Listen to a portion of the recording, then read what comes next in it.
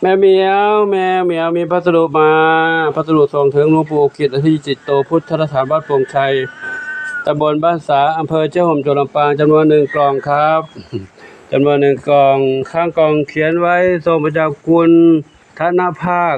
เทปจตุพร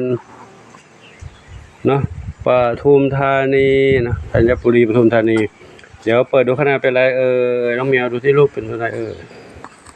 เปิดแก้วออกมาแล้วเปิดกล่องมาแล้ว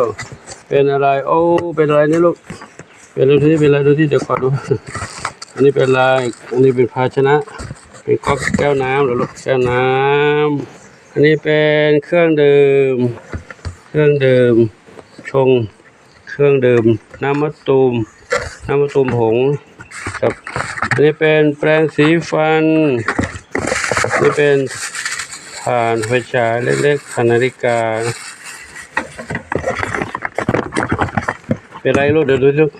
มันเป็นของหลวงปู่ลูกกระดองยาสีฟันดอกโคคู่อันนี้เป็นอะไรลูกขนมเป็นอาหารเป็นสังฆทานลูกสังฆทานสำหรับหลวงปู่เนาะถ้าหลวงปู่ไว้ใช้สอนขออนุโมทนาสาธุขอบุญกุศลทั้งหลายเหล่านี้จงเป็นพระปัจจัยนุนำค้ำชูให้คุณโยมท่านภาคพร้อมครอบครัวพบความสุขความเจริญมีความสุขกายสุขใจ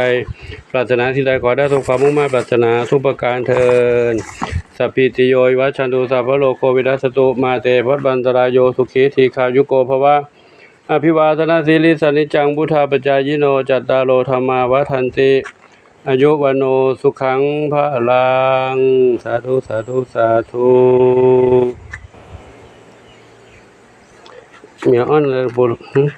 อ้อนอะไรหลวงปู่ของหนูก็มีแล้วไงลูกนี่ของหลวงปู่นี่เป็นของหลวงปู่ลูก ใครนอนทับเลยนะนอนทับของหลวงปู่ทำไมหลวงปู่จะเก็บแล้วไปเก็บไปก่อนลูกนะเดี๋ยวขวดแตกเดี๋ยวแก้วน้ำแก้วจะแตกลูกเนาะครับขออนุโมทนาสาธุขอบุญนี้จงสำเร็จสมปรารถนาสาธุอายุวโนสุขังพลัง